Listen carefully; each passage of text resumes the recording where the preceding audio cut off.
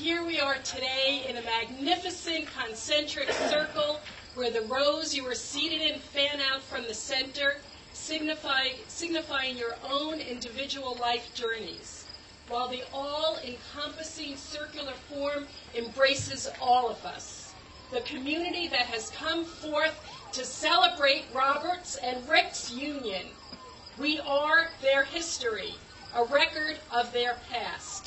Today, we stand for their present, and tomorrow, for their future as a married couple. Most significantly, the origin or center of this circle is regarded as sacred ceremonial space. It is the physical container symbolizing the life journeys which have brought Robert and Rick together, and to this fundamental moment whereupon they will publicly declare their vows. A circle is an ancient symbol. It's a perfect image of completeness, and at the same time, its circumference delineates boundary and enclosure, allowing us to feel safe within the sphere. Its form beckons to each of us to open ourselves to the mysteries and wonders of inspiration, while we joyfully greet this celebration of love and life that calls upon us and touches our hearts. We realize that the circular path the moon takes around the earth and the earth takes around the sun each day reminds us that we naturally rely on the cycles of life. Each part of a life cycle is seamlessly connected with all the other parts, those that came before and those that follow, making the circle whole. In Robert's words, our family and friends provide the context that makes our commitment possible. Simply, their presence ratifies our decision to marry. Rick agrees and adds, it is within the warm embrace of this circle that each of us can truly be who we are and have our greatness seen and shared. It is here I choose to commit myself to Robert with your witness, love, and unconditional support.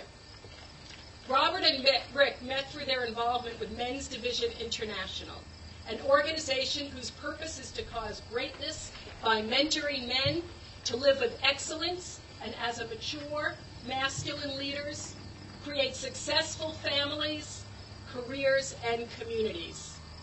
That community of men provided Robert and Rick a place to discover the manifold interests and philosophical perspectives they shared. They each discovered in the other a soulmate, that remarkable confluence of stars that happens so rarely for so many.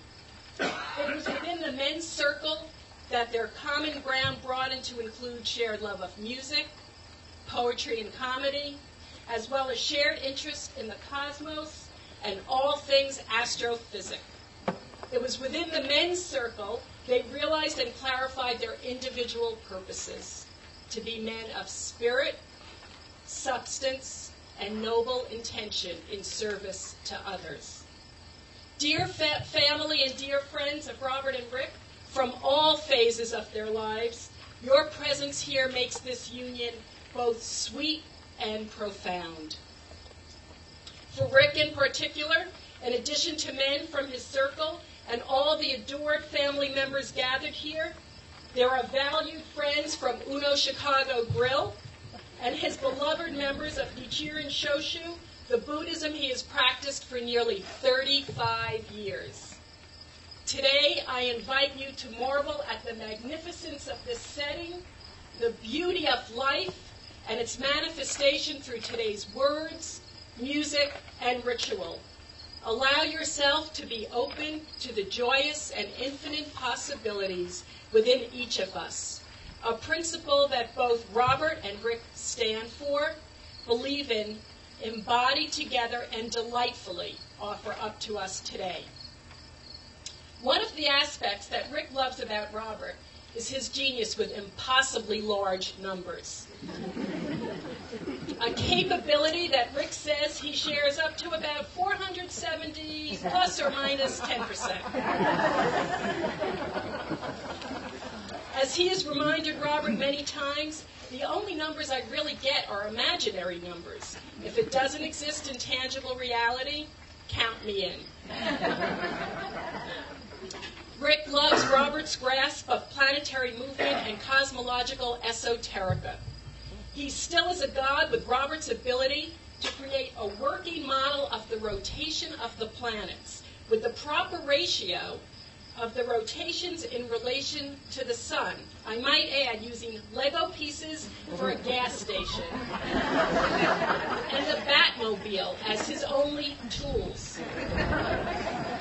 Rick has said, it's like Robert is channeling MacGyver and Mr. Wizard simultaneously.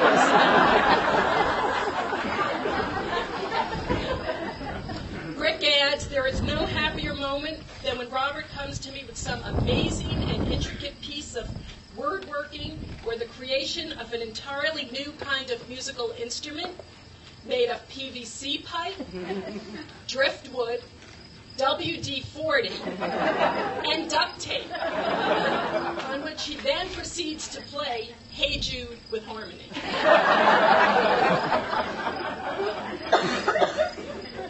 His endless enthusiasm is like ambrosia to me, even if I have no idea what the hell he's talking about. One of Rick's favorite poems, and an absolute favorite of Robert's since high school, which they both didn't even realize until collaborating on their ceremony, is a sonnet by Shakespeare, which captures all this and more. Andrew Kraft will read Sonnet 116. Let me not to the marriage of true minds admit impediment. Love is not love which alters when it alteration finds, or bends with the remover to remove. Oh no, it is an ever-fixed mark that looks on tempest and is never shaken.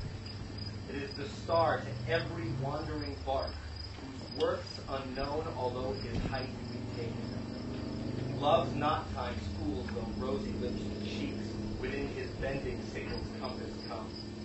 Love alters not with his brief hours and weeks, but bears it out, even to the edge of doom.